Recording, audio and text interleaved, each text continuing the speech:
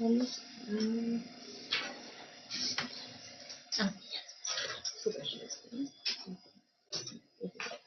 Súper. Perfecto. Bueno, bienvenidos a todos y a todas en nuestras diferentes sedes remotas, en las personas que están conectadas en línea.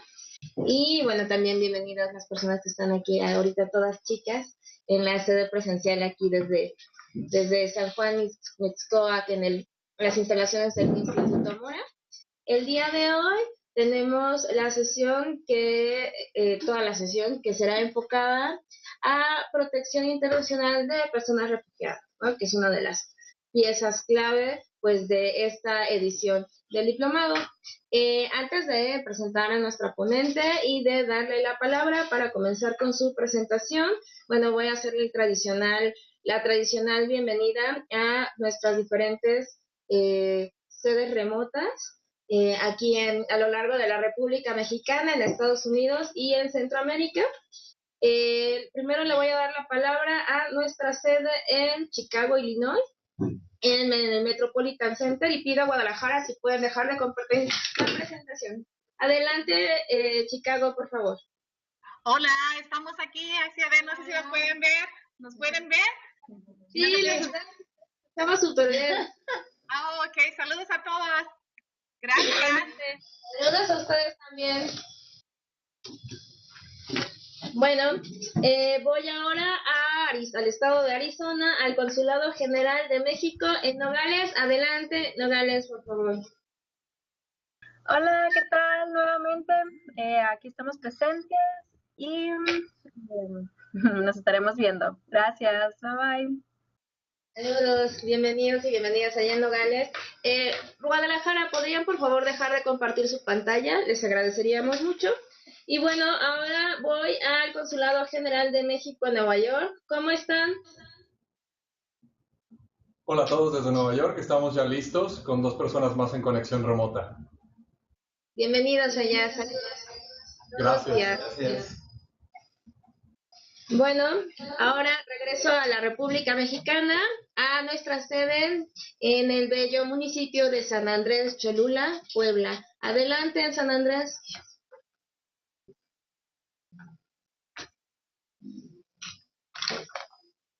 Parece que se nos fueron allá. ¿Nos escuchan? Sí, ¿cómo están? Te escuchamos. No te vemos, pero te escuchamos. Bueno, aquí estamos todos muy contentos de estar otra sesión más. Bienvenidos todas y a todos.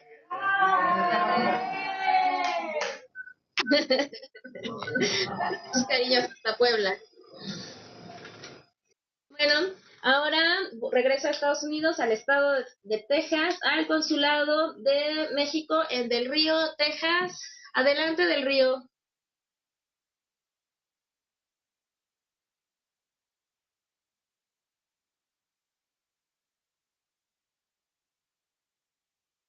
Bueno, parece ser que agarramos desprevenido al Consulado de Del Río.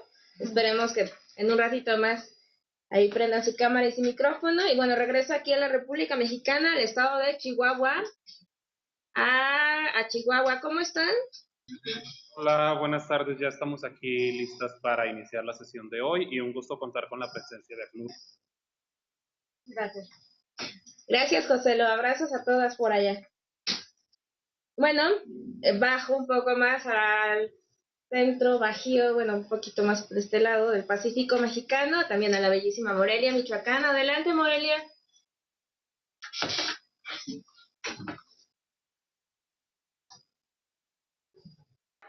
Hola chicos, Hola. ¿cómo están? Bien, gracias.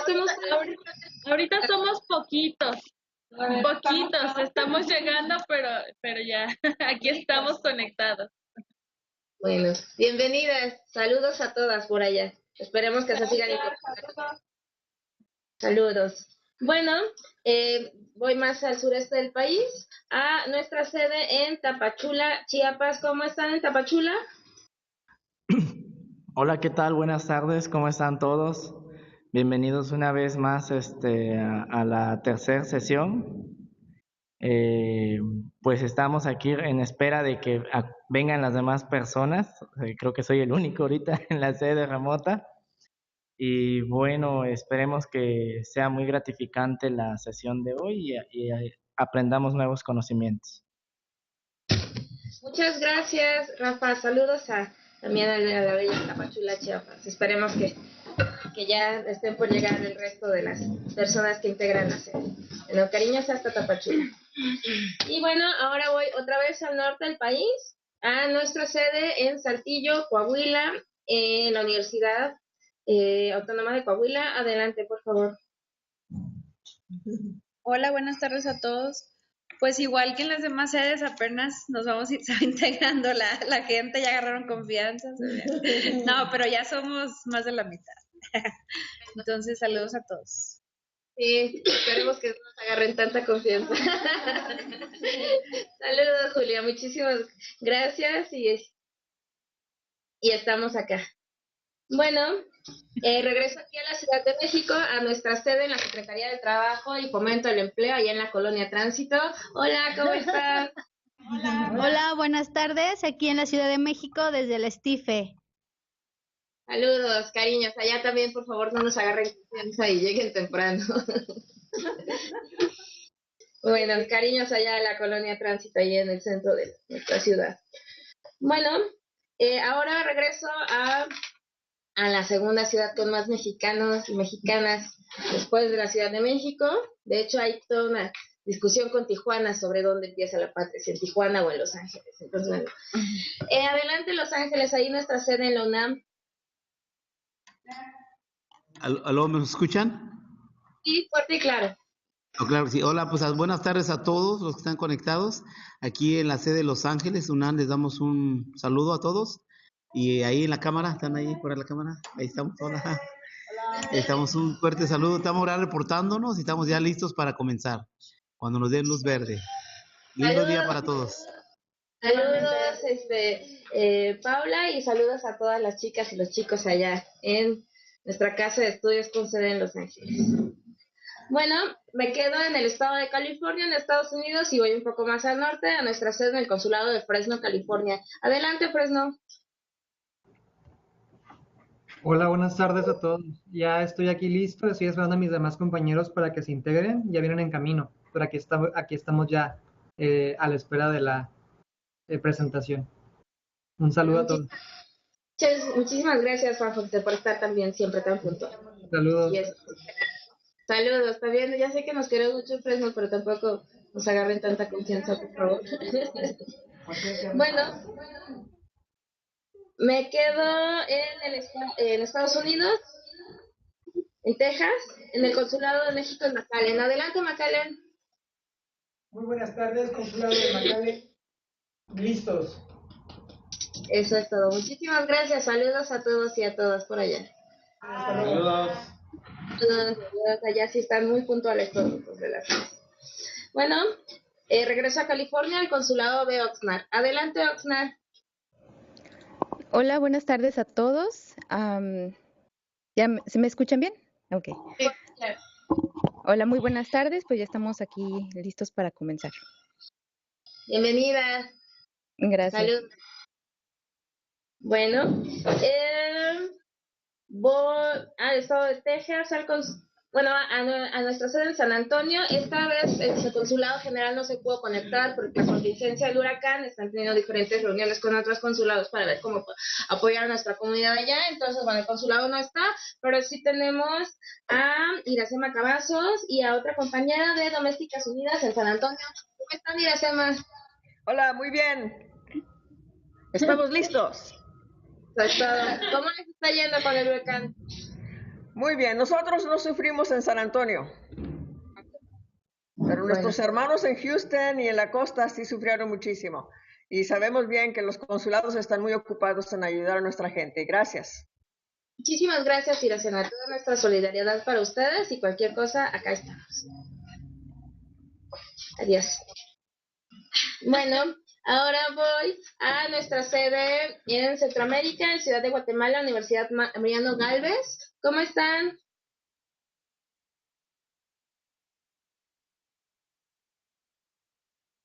Hola, ¿qué tal? Acá ya esperando listas para que empiece la clase. Faltan algunas chicas, pero ya se van a reincorporar.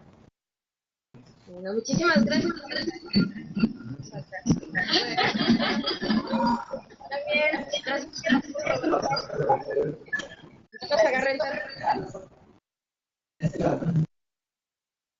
saludos allá a Guatemala. Bueno, Guadalajara tenía problemas técnicos, entraban y salían, entonces no sé si están. No creo que no es. Bueno, no están en Guadalajara, pero bueno, sabemos que ya están conectados. Voy a nuestra sede en Oluta, Veracruz. Adelante, Oluta. Hola. Hola. Saludos a todos. ¿Nos escuchan bien? Sí, claro. Ok, pues muchos saludos a todos y muy entusiasmados por saber qué hace la ACNUR en México. Bueno, además aquí tenemos personal de que estaba tomando la sede allá y ahora están acá, entonces pues, además hay dobles cariños. Es sesión compartida. Okay. Ok. Bueno, gracias Veracruz. Saludos. Bueno, y finalmente le voy a dar la palabra a nuestra sede en Del Río, Texas. Adelante, Del Río.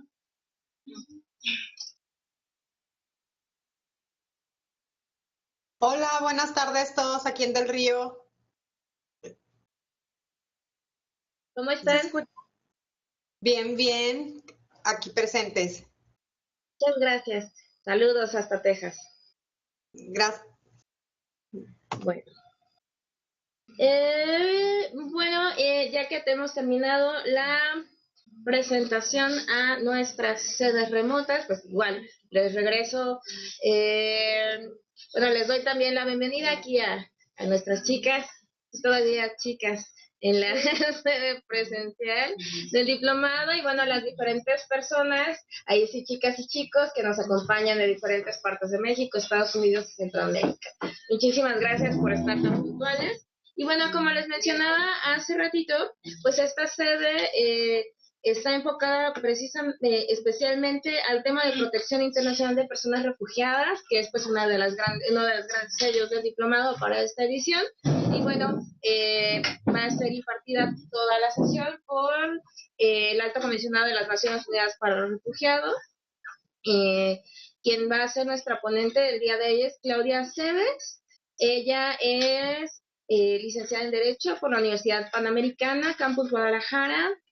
Tiene estudios de posgrado por la Universidad Panamericana y bueno, ha realizado diferentes cursos en el extranjero relacionados con protección internacional y determinación de condiciones de personas refugiadas.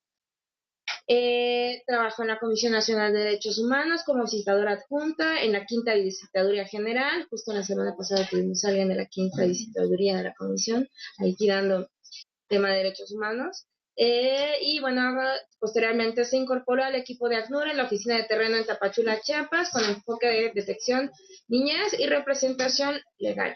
Recientemente ha formado parte del equipo del ACNUR aquí en la Ciudad de México, colaborando en temas relacionados con devolución, apatridia y fortalecimiento de capacidades con socios clave. Muchísimas gracias, Claudia, por estar con nosotros. Bueno, es la tercera vez que tenemos ACNUR y pues adelante, tienes la palabra. Muchísimas gracias, pues bienvenidas de manera presencial a todas y bienvenidos a todos los que nos acompañan desde un espacio remoto. Gracias por la invitación, por la presentación también. Les recuerdo que yo soy Claudia y estamos ahora en representación del ACNUR. Es el Alto Comisionado de las Naciones Unidas para los Refugiados. Como verán en la pantalla, la propuesta de la estructura la vamos a hacer en dos partes. Esto tomando en consideración el tiempo que tenemos, que si bien se puede sentir de repente mucho, créanme que me fue muy complicado resumir todo lo que quería decir para pocas slides o para las 3 horas que teníamos en este espacio. Yo me parece más bien que va a ser un tema, como todos en este diplomado, va a ser muy interesante y creo que también podemos y debemos dejar un espacio muy particular para preguntas y respuestas que específicamente ustedes, ya sea sobre el contexto de refugiados en México, el procedimiento de asilo en México o qué hace o qué no hace el ACNUR en sus oficinas en este país. Para esto lo que les quería proponer es que justo estas dos partes las podemos dividir en tiempos. Lo que podemos hacer es que esta primera hora, hora y media, hagamos un espacio más, como más técnico, más antecedentes, qué es la Comar, cuándo se creó, qué es el derecho de asilo, refugiado, asilo político, lo mismo, no, cosas más técnicas. Hacemos un breve espacio de receso para algún cafecito, agua, platiquemos lo que sea, y terminamos la sesión de manera mucho más operativa en el sentido de qué es el ACNUR, pero qué es el ACNUR en México. ¿Qué hacemos? ¿Qué no hacemos? Les traemos también, por ejemplo, estadísticas. Traemos también el trabajo de la Comar, dónde están las oficinas, qué tipo de programas existen, cuál es el contexto regional, qué está pasando en Centroamérica, cuál es el impacto de lo que pasa en Centroamérica en México, y lo vamos a tratar de hacer mucho más, eso, como materializar toda la primera parte que vimos, que es meramente técnica.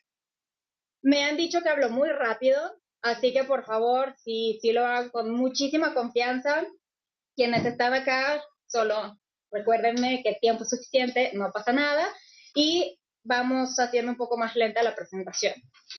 Ahora, como les comentaba, información hay mucha, es un tema vasto, entonces voy a tratar de, lo teórico, sí hacerlo lo más dinámico hasta donde se puede con teoría y antecedentes, pero si en cualquier momento de lo que estamos platicando alguien tiene alguna duda, alguna pregunta, comentario, algo que quieran añadir, por favor también lo podemos hacer en este momento y si no, dejamos el espacio al final para preguntas y respuestas. ¿Hasta aquí todos de acuerdo? Hecho. Ok.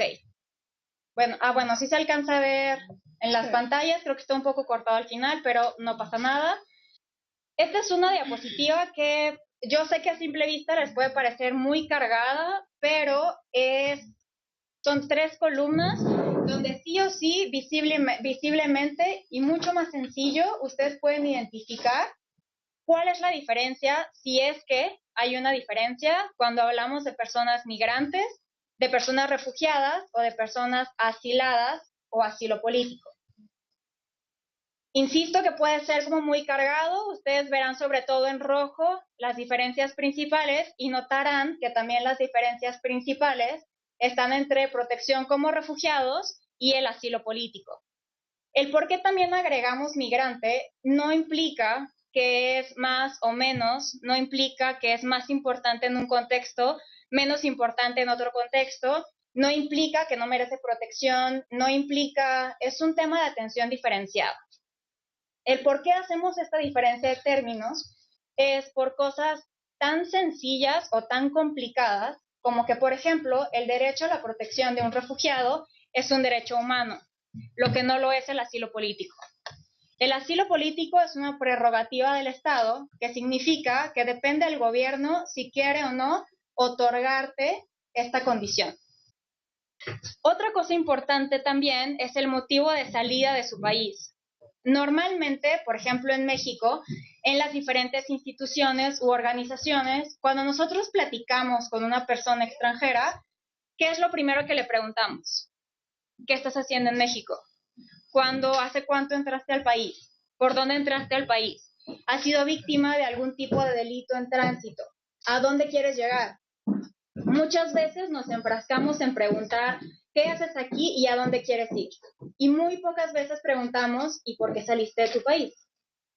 Una de las diferencias muy importantes entre un migrante y un refugiado es que el migrante sale de su país de manera voluntaria o forzada, pero no relacionada con un tema de violencia o persecución.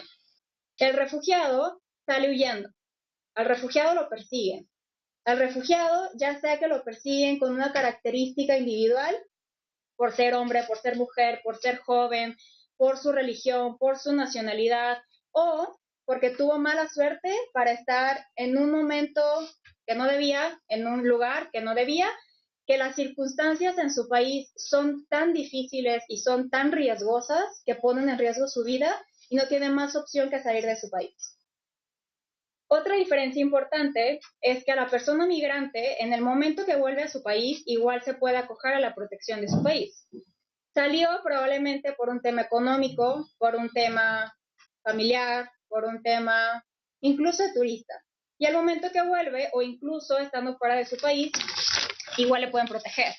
Igual si regresa y es víctima de algún delito, puede presentar una denuncia, puede acercarse a la fiscalía, a cualquier institución y recibe, no necesariamente 100% efectiva, porque si lo fuera en todos los países, creo que ninguno de nosotros estaría aquí sentado ni tendría chamba, pero la diferencia en realidad es que el refugiado, por más que quiera, no puede regresar porque su vida, libertad o seguridad está en algún tipo de riesgo.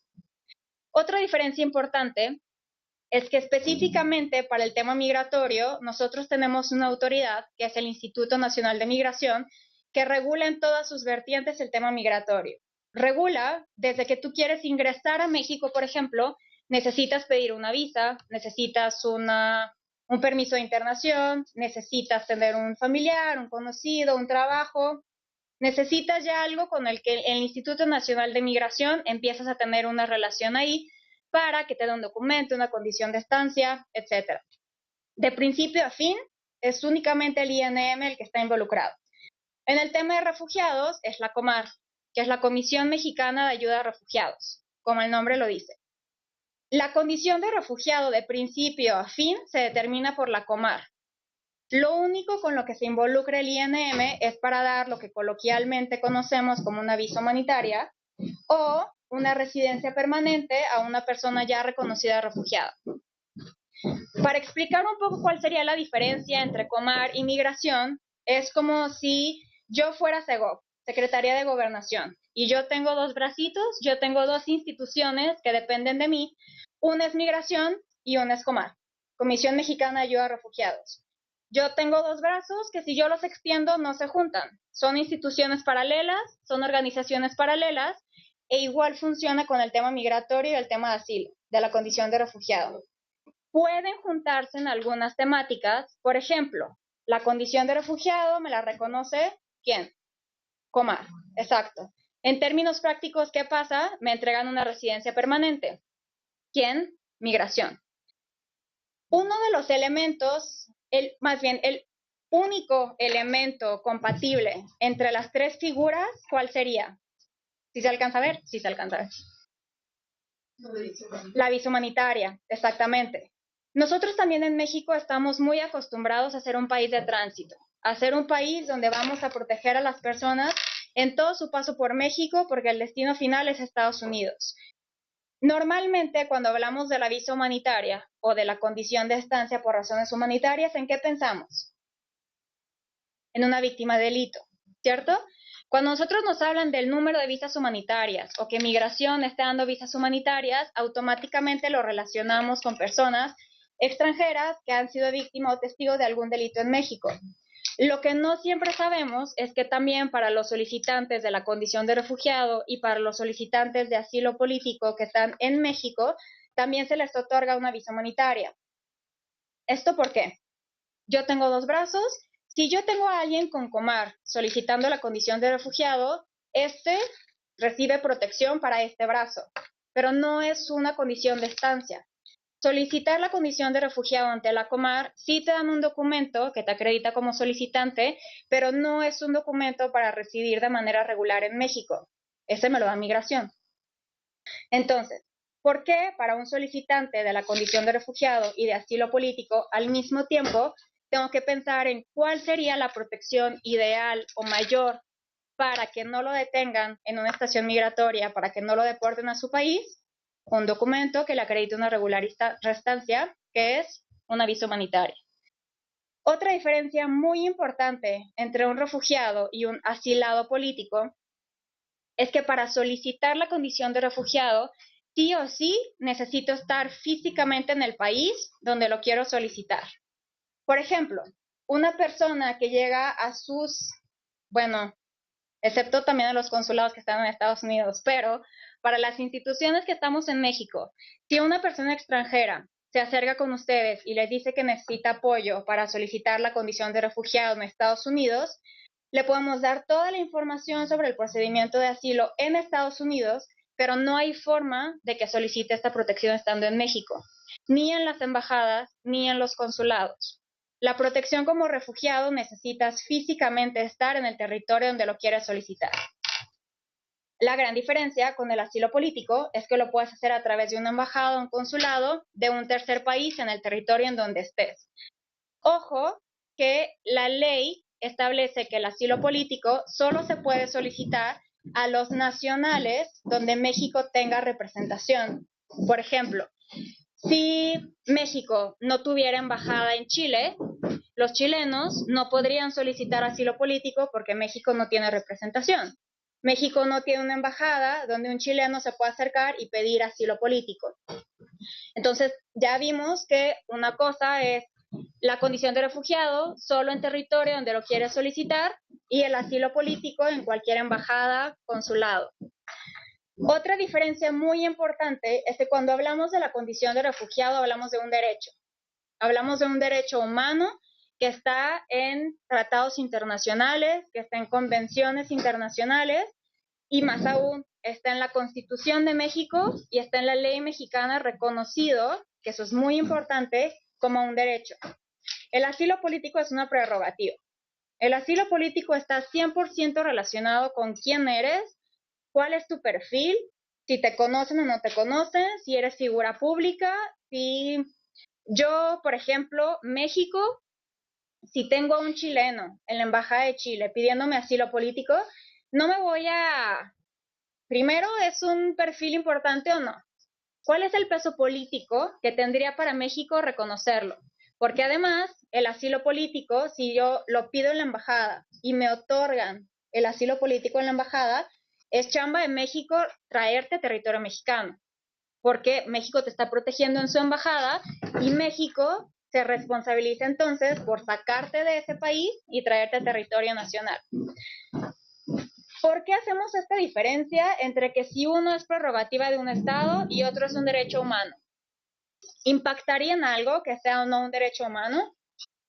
¿Importaría que uno sea, o que los dos sea como prerrogativa del Estado? Si quiero, si me caes bien, o no si me caes bien, si me puedes aportar, si me impacta de manera política, otorgarte o darte algún tipo de condición, versus es un derecho humano que yo como México no solo estoy obligado a respetarte porque soy parte de los convenios internacionales, más aún lo tengo en mi Constitución y más aún tengo una ley que regula estos procedimientos. Un derecho humano automáticamente estamos hablando de algo exigible. Una prerrogativa del Estado, no. Una prerrogativa es yo te lo pido y depende de ti si me lo quieres dar o no me lo quieres dar. De ahí también radica la diferencia en que ustedes van a escuchar durante toda esta charla que cuando hablamos de esta condición de refugiado, siempre hablamos del término se reconoce la condición de refugiado versus el asilo político que se otorga. ¿Sí me explico con esta diferencia y por qué realmente es importante hacer esta diferenciación de términos? Otra cosa importante es que la condición de refugiado, como es un derecho humano y es exigible, es un trámite gratuito. Yo puedo decir que es un derecho humano y qué belleza, está en los tratados, en las convenciones, en la Constitución, tengo 50 leyes que lo protegen, pero solo acceder a este derecho te puede costar $1,000. Yo creo que ni los que estamos en la mesa podríamos realmente decir, sí, yo con tal de exigirme derechos soy capaz. No, es un trámite totalmente gratuito y que incluso la residencia permanente como refugiado reconocido también es gratuito y no se impone ningún tipo de sanción por ingreso irregular. Esto en la práctica se ve, no sé si alguno o alguna de ustedes ha tenido la oportunidad de acompañar un procedimiento de regularización o de regulación migratoria ante el Instituto Nacional de Migración, pero, excepto la visa humanitaria, la realidad es que sí son trámites bastante costosos, son engorrosos en cuanto a los tiempos y cuestan. Y algunos cuestan bastante por persona, que cuando pensamos en un grupo familiar muchas veces es inaccesible. En cambio, la condición de refugiado, todo el trámite es gratuito.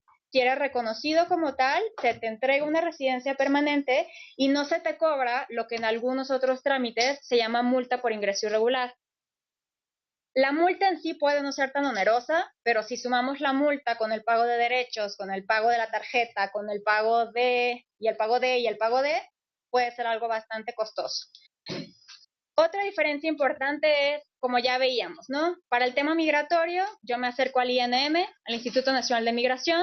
Para el tema de la condición de refugiado, me acerco a la COMAR, a la Comisión Mexicana de Ayuda a Refugiados. Y para el tema de asilados o asilo político, ¿a quién me acercaría?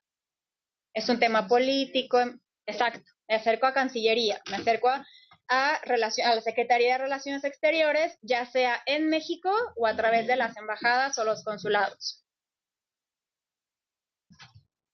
Ok.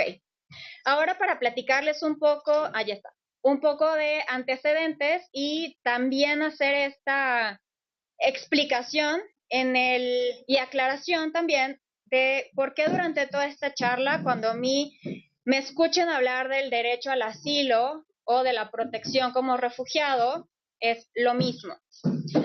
Ojo, que el derecho al refugio y pedir refugio no existe en la normativa internacional y ya no existe en la normativa mexicana.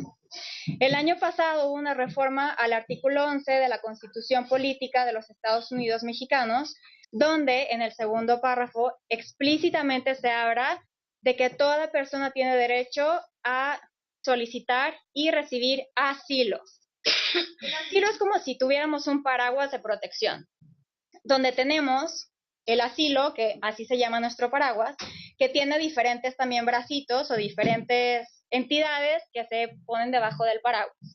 Una de ellas es el asilo político, ya vimos, sí es un tipo de protección internacional, porque sí es un Estado protegiendo a una persona, a un nacional de otro Estado, prerrogativa del Estado, no es un derecho, te lo pueden otorgar o no, depende de tu perfil, etcétera. Tenemos otro concepto que es la condición de refugiado, te reconocen la condición de refugiado, que en la normativa internacional se le ha hecho al asilo, el paraguas, y tenemos por otro lado lo que se le llama protección complementaria. Protección complementaria también es una forma de protección internacional, también es un Estado reconociendo que una persona nacional de otro país requiere la protección porque no tiene protección de su propio país. El país de donde tiene nacionalidad o su última residencia no le protege porque no puede o no quiere. Ya lo veremos después, pero al final de cuentas es que no puede recibir protección y su vida, libertad o seguridad está en riesgo en el país de donde es nacional o su último país de residencia. ¿Por qué, sobre todo en Latinoamérica, estamos también muy acostumbrados a hablar de refugio y de asilo cuando hablamos de asilo político? O, por ejemplo, cuando escuchamos en otra institución o algún extranjero que llega a México y dice alguien de El Salvador, que llega a su institución y lo primero que les dice es yo quiero solicitar o yo quiero pedir asilo político. No se está refiriendo a que tiene que ir a la embajada, no se está refiriendo a que no quiere ejercer su derecho, sino que lo quiere manejar como un tema político entre gobiernos. Lo que nos está diciendo es que necesita protección internacional. La propia legislación incluso dice que si una persona se acerca ante una autoridad y dice o solicita asilo político, la autoridad es la que tendría que determinar si es realmente un tema de asilo político para enviarlo a Cancillería o si sufre una persecución, sí es por un tema político, pero para ejercer su derecho humano a buscar y recibir asilo. El por qué también hablamos de esta tradición latinoamericana al asilo es porque lo tienen igual en la diapositiva para no leerles y de por sí es mucho tiempo que no se me aburren, pero lo importante de esa tradición de asilo es que desde los primeros tratados internacionales que ya se trataba el refugio, el asilo, esta protección internacional, es en realidad porque lo primero que se reconoció es que un país no puede extraditar a una persona si es perseguida por un delito de carácter político. ¿Qué significa extraditar a una persona? Que yo, por ejemplo, yo soy salvadoreña y yo cometo un delito un delito grave, un delito de lesa humanidad, un delito en contra de la paz. Yo cometo un delito en El Salvador y sí huyo, pero porque igual me están buscando, huyo de la justicia. Entonces yo llego a México o en la Embajada de México en El Salvador, pido asilo político. Lo primero que se empezó a regular es que no puedes extraditar a una persona si la persiguen con fines políticos. ¿Qué pasa si este delito, del mismo ejemplo que estamos platicando, el delito fue pertenecer a un partido político de la oposición? Ese es el delito. Claro y llano, ustedes encontrarían en el Código Penal de tal país que es un delito pertenecer a un partido político de la oposición. Llega esta persona, tiene claramente una orden de extradición. Lo primero que se reguló es no lo puedes regresar porque esto es persecución indirecta o esto es persecución inducida. Sí cometió un delito, se acuerda a tu legislación, pero el por qué lo estás buscando es un tema de carácter meramente político. Después del tema de la extradición, lo que se empezó a regular fue esta diferencia con asilo diplomático y asilo territorial, que es condición de refugiado y asilo político. El asilo diplomático, ¿a qué le suena?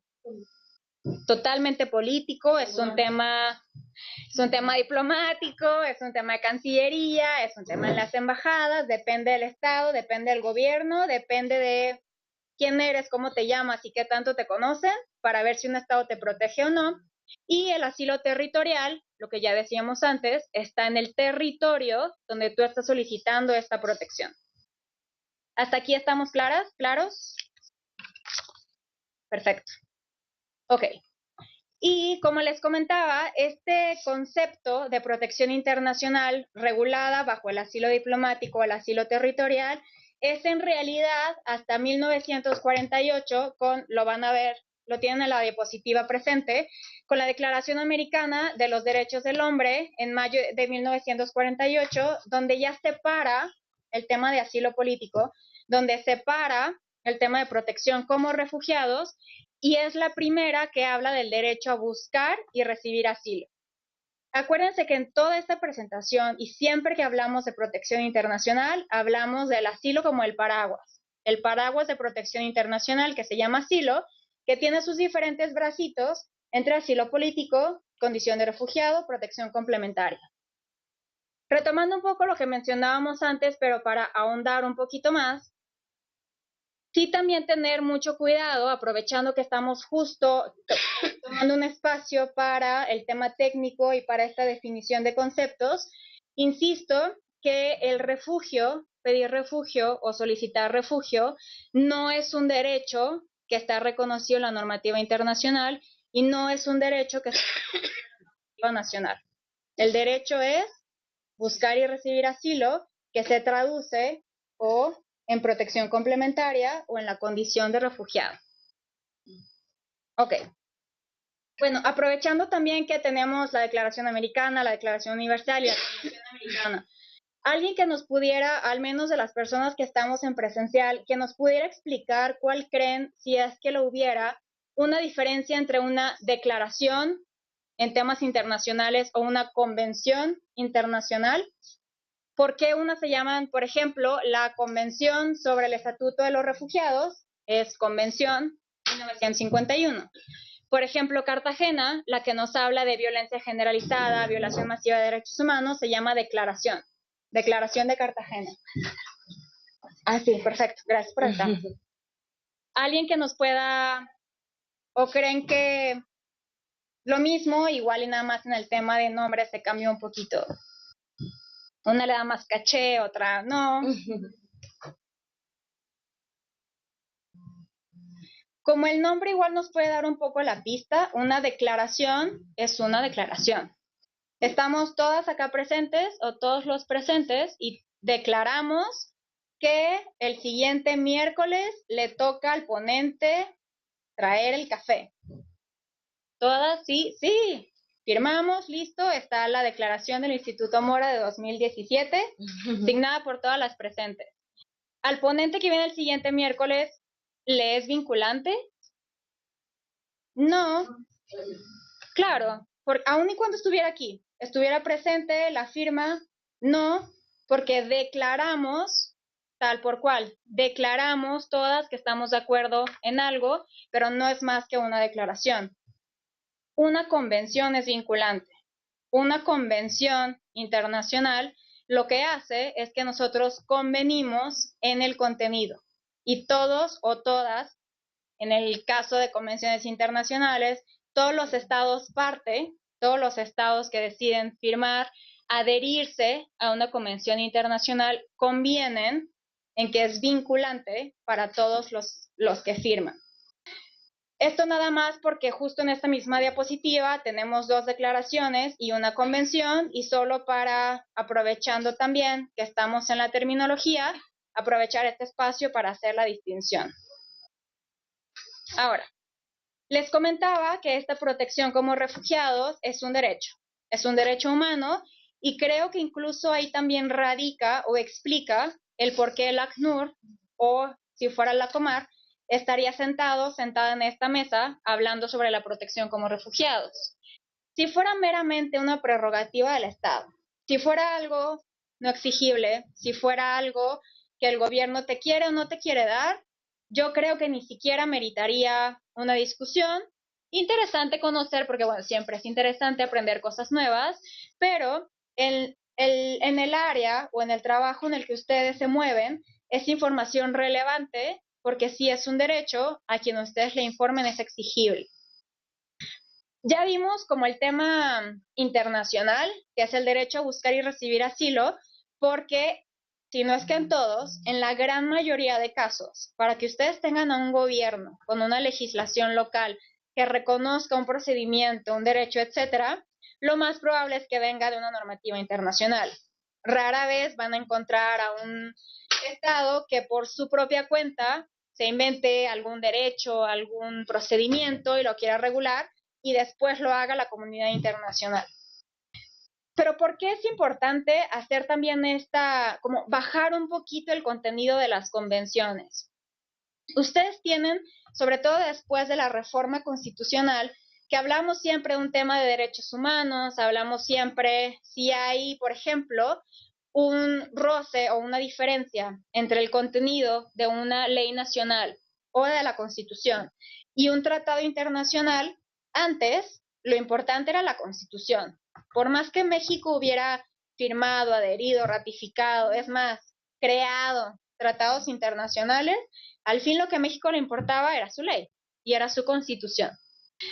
Es muy importante que a partir del año pasado, donde se reforma este segundo párrafo del artículo 11 de la Constitución, es que México no solo firmó X número de convenciones, no solo es parte de X número de tratados, no solo firmó tanto número de declaraciones, sino que lo hace suyo, lo baja a su ley nacional, y no solo en su ley, lo baja en su Constitución, que en México, en temas legislativos o en temas legales, es como el nivel top en tema de jerarquía normativa.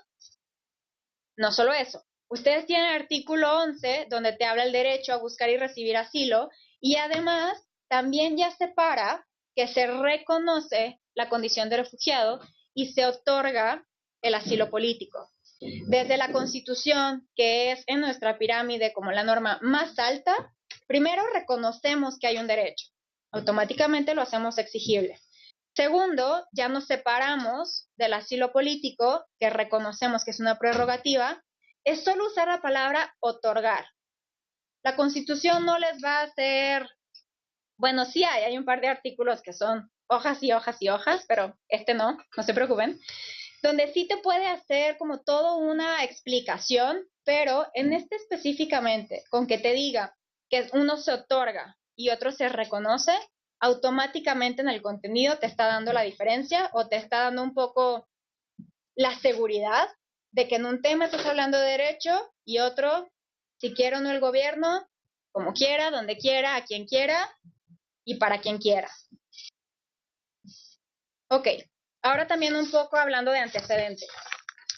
La Comar es que puede ser relativamente nueva o relativamente vieja. La Comar se creó en los 80, en 1980, con un acuerdo presidencial que crea específicamente a la Comar. Si bien la Comar se crea en los 80s, es en realidad hasta 2011 donde la Comar por su cuenta reconoce o no reconoce la condición de refugiado. ¿Qué significa esto? No sé si alguno de ustedes o alguna de ustedes ha escuchado hablar de lo que coloquialmente llamamos el refugio guatemalteco de los 80s, donde tuvimos cientos de personas, cientos de miles de personas cruzando la frontera hacia México e instalándose en México en campamentos de refugiados, en campamentos desarrollados, o bueno, más bien construidos, con el ACNUR y la Comar. Desde el momento en que cruzaron la frontera, sí, guatemaltecos, refugiados. Desde el momento en que una persona cruza una frontera internacional y lo hace porque está huyendo de su país, sí o sí, de manera automática, es que es una persona refugiada. Es cuestión de que se acerque la autoridad a que reconozca esta condición, pero es una persona que huye y cruzó una frontera. Muchas veces se cree que la creación de la Comar fue para responder al refugio guatemalteco. Se cree que primero llegó al ACNUR y que el ACNUR empezó a trabajar y que después, para responder, crearon a la Comar. La realidad es que la Comar se crea en 1980 y el acuerdo presidencial o el acuerdo invitación para que el ACNUR pudiera trabajar en México se da 2 años después. ¿Por qué hablamos de un convenio o un acuerdo entre el Estado mexicano y el ACNUR? Es porque si bien el ACNUR es una institución, es un órgano, una agencia de Naciones Unidas apolítica y humanitaria, únicamente trabaja bajo invitación del Estado.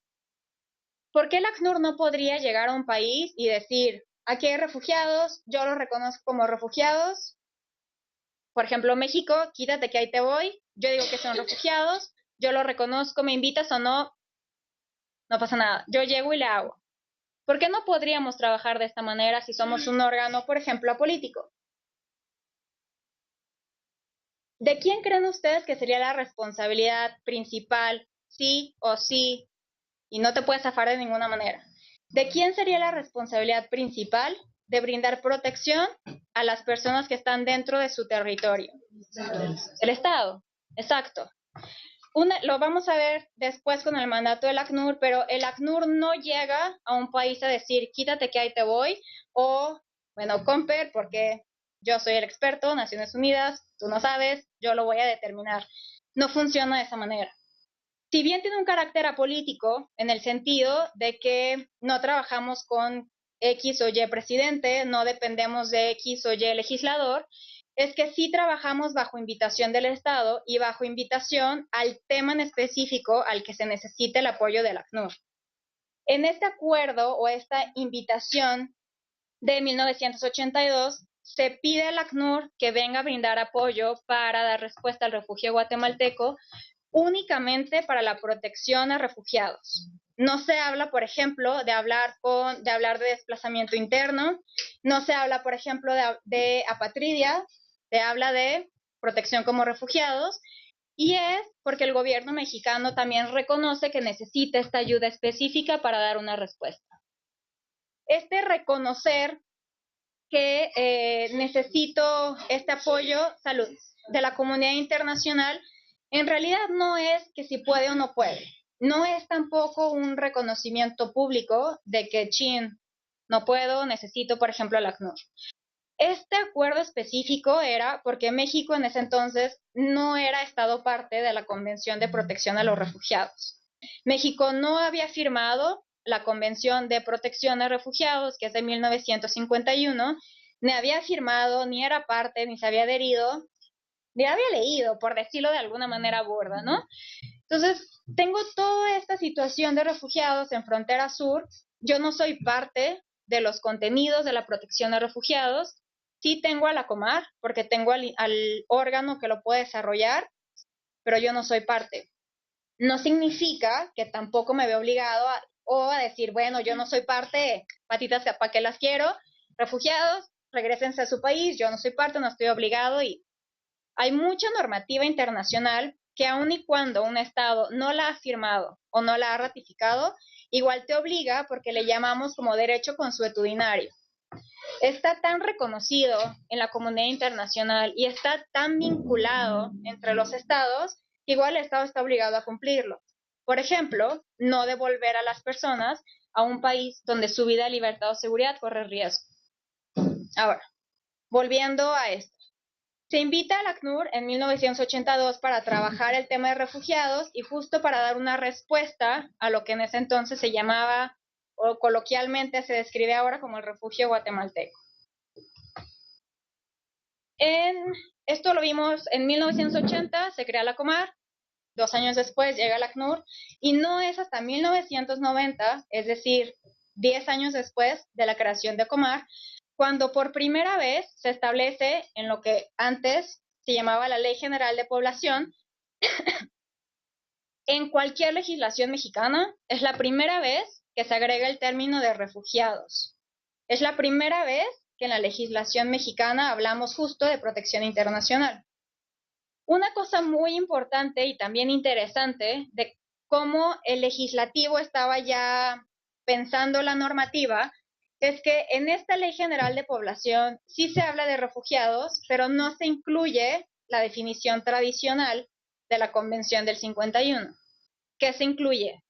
La Declaración de Cartagena. ¿Cuál es la diferencia? La Declaración de Cartagena no habla de persecución a ti por nombre o apellido o a ti por tu perfil. No me importa cómo te llamas, pero eres mujer. Automáticamente puedes un target. No me importa tu nombre, apellido, pero me importa tu religión, persecución.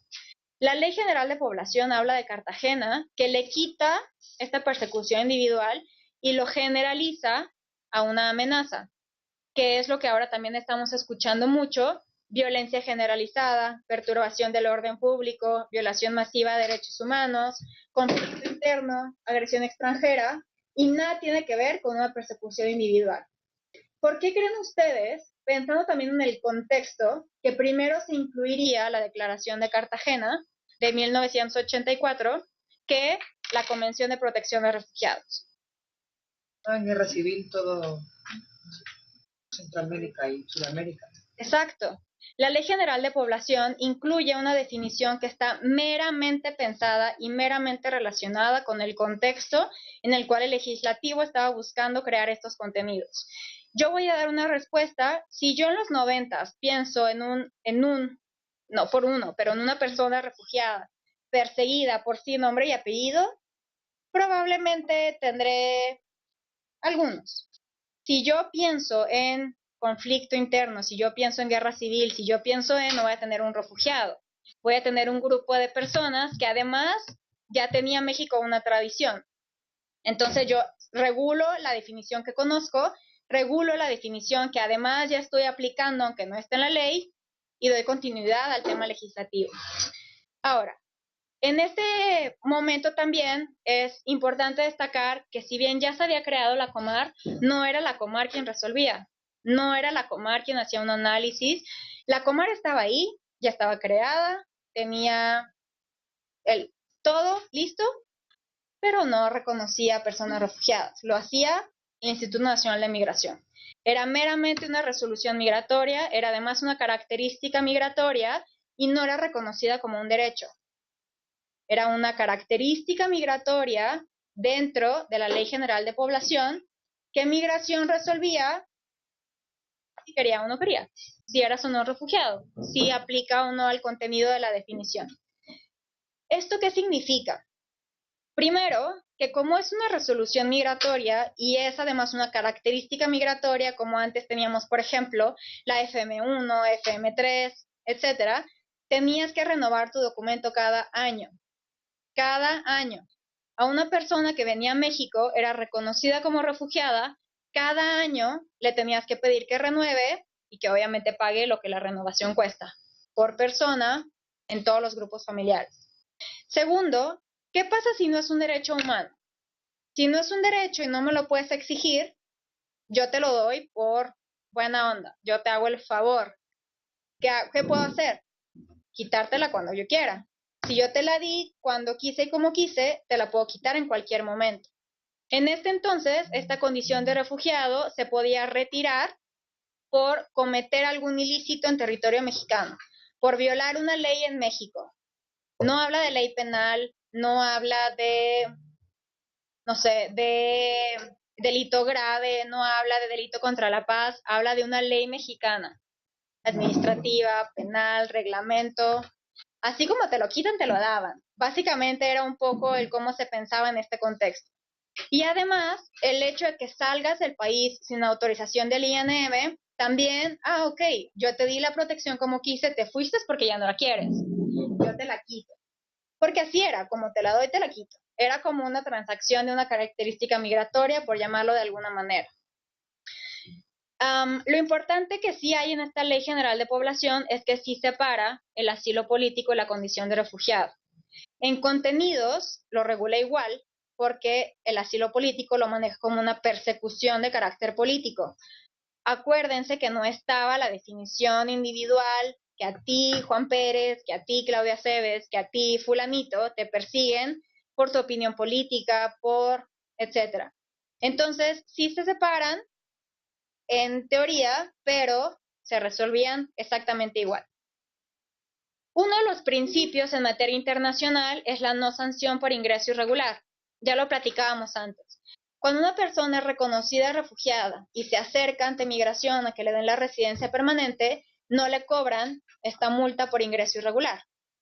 Antes, en la Ley General de Población, sí, efectivamente, no había sanción por ingreso irregular, pero porque se veía como un tema meramente humanitario, como algún tipo de favor de protección, y no lo veía como un derecho humano. Era como, ok, si yo quiero, no te sanciono porque entraste de manera irregular. Además, ojo, que estamos hablando de la Ley General de Población en 1990, donde se hablaba de un ingreso irregular, se hablaba de un ingreso ilegal. Entonces, esta no sanción por ingreso irregular, sí, buena onda, yo, además de que te di la condición, no te voy a multar por un ingreso irregular, yo por buena onda. Ojo, además, que bueno, lo que estás haciendo de estar en México sin un documento migratorio es delito, pero yo te voy a reconocer, es un carácter, bueno, yo quiero, después te lo puedo quitar con cualquier cosa, pero es donde se empieza a regular hasta 1990. Ahora, tenemos dos reglamentos de la Ley General de Población, solo para también hacer un poco el contexto para quienes no son abogados o abogadas. Tenemos lo que ya les platicaba, esta como pirámide en importancia en la normativa. Tenemos hasta arriba la Constitución, después tenemos leyes y después tenemos reglamentos. ¿Cuál es la diferencia entre una ley y un reglamento? La ley, por ejemplo, establece un derecho. La ley regula un derecho y cómo ejercerlo. El reglamento, como su nombre lo dice, reglamenta el procedimiento. Si nosotros no tuviéramos esta diferencia entre ley y reglamento, si de por sí tenemos leyes de 200 hojas, ahora imagínense que en esa ley no solo se regula el derecho y cómo ejercerlo, sino que se regula el procedimiento. Nadie en esta mesa las hubiéramos leído, ni las leeríamos, porque jamás acabaríamos. Ya haciendo esta acotación, cuando nosotros ya platicamos de la Ley General de Población, de que sí especifica esta protección como refugiado y asilado, que lo hace más de personas que huyen de violencia generalizada, violación masiva de derechos humanos, etcétera. Tenemos dos momentos muy importantes, que es en el 92 y el 2000, que ya los reglamentos, por ejemplo, en el 2000 ya empieza a regular cuál sería el procedimiento para determinar esta condición. La ley solo te decía, está la condición de refugiado. Suerte con ello. El reglamento, 2 años después, te dice, bueno, empecemos a reglamentar cuánto tiempo dura, quién lo resuelve, cómo funciona. Y en el 2000 es que ya se crea un comité de elegibilidad. El comité de elegibilidad, ¿qué hacía? Antes ya veíamos que resolvía quién. Sí o sí, migración, de principio a fin, aun y cuando es un derecho humano, derecho al asilo, etc. Este comité de elegibilidad amplía la posibilidad de análisis de los casos y ustedes ya no solo tenían a migración estudiando el caso, tenían a la Comar estudiando caso, tenían algunas veces al ACNUR también dando alguna opinión, y además estaba Secretaría del Trabajo y Previsión Social en ese entonces, y además estaba la Subsecretaría de Asuntos Migratorios Subsecretaría de Población, Asuntos Migratorios y Religiosos. Entonces, tenemos como esta gama de diferentes actores que analizan el caso, bueno y malo. Bueno, porque ya no es solo migración que determina. Malo, porque, por ejemplo, nosotros teníamos a alguien de la Secretaría del Trabajo analizando un caso de asilo. Una persona que salió de su país porque lo persiguen por la religión que profesa. La opinión de Secretaría del Trabajo probablemente no iba a ir por bueno, yo creo que esa religión en este contexto sí es una minoría, es que es una persona que no ha trabajado desde hace 10 años, es una persona que solamente cursó hasta tercero de primaria, si le damos esta condición en México, pues no me va a aportar nada a la economía, o, bueno, sí, pero es una persona que es, no sé, la cabeza de familia de 5 miembros, es el único que trabaja. Va a ser un trabajo informal, no va a pagar impuestos, y el caso de asilo así un poco en el cajón, porque claro, al fin cada institución iba representando a su institución. En algunos casos el ACNUR podía también dar esta opinión, pero era una opinión. Este comité ejecutivo lo único que hacía era igual dar una recomendación, seguía resolviendo el INM. Lo raro o lo chistoso en este sentido es que ustedes tenemos a esta subsecretaría, de la cual depende diferentes organismos. Lo raro es que fuera un organismo inferior, como el INM, quien resolvía una recomendación de su superior. Normalmente, incluso en las instituciones que todos aquí trabajamos, es el superior el que dicta, y no se llama recomendación, normalmente se llama instrucción, por llamarlo de alguna manera más diplomática, y tenemos esta instrucción y las cosas se hacen como se hacen. Acá no. Acá era la subsecretaría recomendando a Migración, y Migración tenía toda la prerrogativa de aceptar o no la recomendación que el comité le entregaba. Después de esto, es hasta el 2000 que México se hace parte y se adhiere a la Convención de Refugiados y al Protocolo de 67. Solo también para aclarar un poco cuál sería la diferencia, es que la convención, pensando en 1951, ¿cuál era el contexto? La Segunda Guerra Mundial. ¿Cuál fue la población mayormente perseguida en la Segunda Guerra Mundial? ¿En qué parte del mundo? Exactamente. ¿Qué hace la Convención del 51? Protege de acuerdo al contexto en el que el mundo se encontraba en ese momento. ¿Qué significa? Define la protección como refugiado, da ya una definición de quién es una persona refugiada, pero lo limita a cierto tiempo y a cierta área geográfica. Ese es el contexto en el que se vivía. Ni bien ni mal, fue para resolver una situación que en el contexto y en el momento de construcción estaban los estados a la mesa viendo qué se podía hacer. En el 67, años después, es que los estados ven como, ok, creo que la Segunda Guerra Mundial no es ni será el único problema en el mundo. Creo, no estoy seguro, creo. ¿Qué hacemos? Quitémosle la temporalidad y quitémosle el área geográfica. Dejemos la definición tal cual como está, porque es bastante amplia, pero quitémosle las limitaciones. ¿Necesitamos hacer otra convención de refugiados para...? No. Como en México, ¿necesitamos hacer otra ley? No. Regúlalo. Ponle reglamento. Listo. Protocolo. Protocolo de 1967, que lo único que hace es quitar esta limitación geográfica y la limitación temporal. Ya hablamos entonces en México, en el 80 se crea la Comar, en el 82 está este acuerdo con el ACNUR para que trabaje en México. En el 90 vimos la Ley General de Población, vimos después 2 años el reglamento, años después la segunda parte del reglamento, y todo esto es que México igual no era parte de la convención.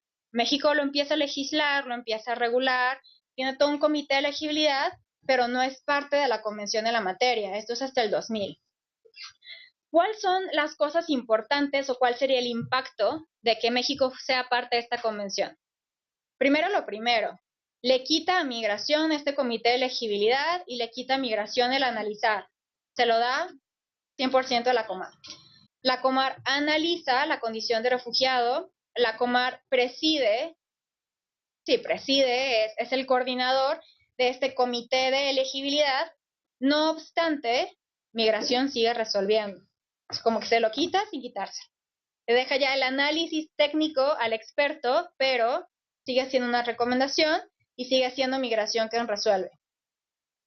Otra parte importante es que ya no solo se resuelve por Cartagena, ya no solo resolvemos por violencia generalizada, violación masiva de derechos humanos, agregamos la definición tradicional, que es una persona que huye de su país, tiene un temor fundado de ser perseguida en su país por su raza, nacionalidad, religión, opinión política, etcétera, y no tiene protección en su país y por eso se vio forzado a huir. Entonces ya ampliamos. Ya no solo teníamos Cartagena, sino que ahora el comité ya puede incluso utilizar la definición de la convención. Importante también porque entonces, un poco formal e informal, entre Migración y Comar empiezan a hacer regulaciones y procedimientos ad hoc.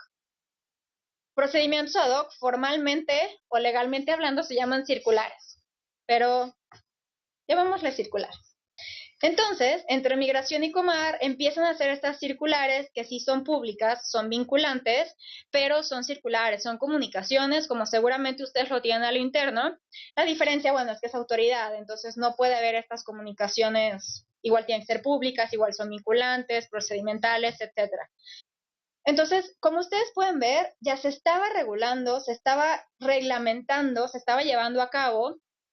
Y aun y cuando no había una ley de asilo, igual ya estaban creando los procedimientos, igual ya estaban creando los contenidos para, no 1, no 2, no 3, 11 años después tener una ley de asilo. Pero bueno, la ley en 2011 fue promulgada y publicada en el Diario Oficial de la Federación, pero antes se llamaba Ley sobre Refugiados y Protección Complementaria. Antes no regulaba el asilo político y el asilo político en realidad es que no estaba regulado o reglamentado cómo iba a funcionar. Estaba antes en la Ley General de Población, estaba en el reglamento, pero se separa la Ley de Migración, quitamos la Ley General de Población y el asilo político queda un poco al aire. No es en realidad hasta el 2014 que se reforma la ley y se amplía y se regula el asilo político. Si yo les decía, tenemos una ley que solo habla de 2 temas y yo le agrego un tercer tema, tengo que cambiar al menos el título.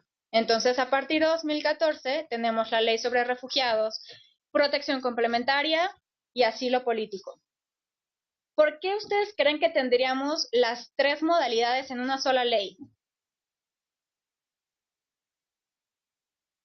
El asilo político lo ve Cancillería y los otros 2 lo ve Comar. Porque todas son protección internacional. Exacto. ¿Cuál es nuestro paraguas? Asilo, protección internacional.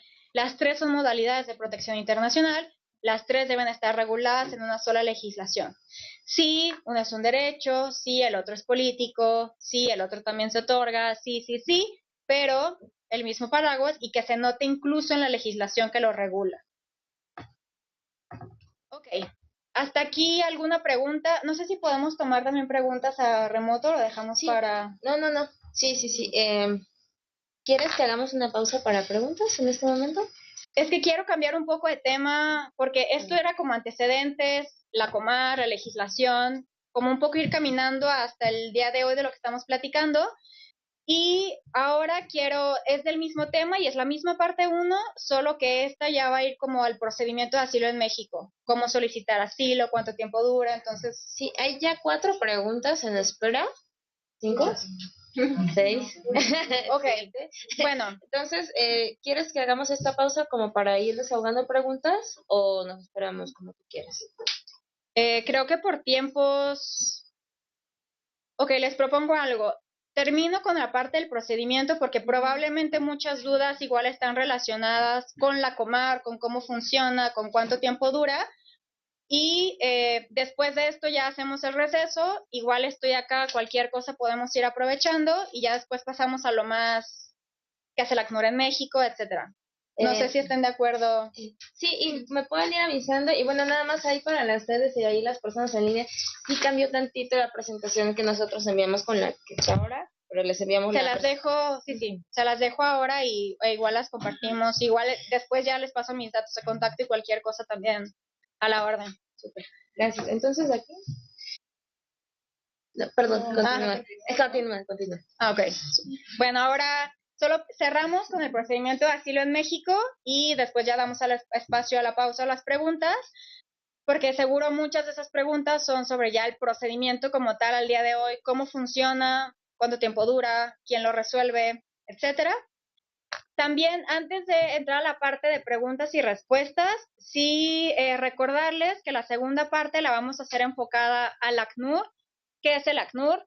¿Qué está haciendo en México? ¿Qué puede o qué no puede hacer en México?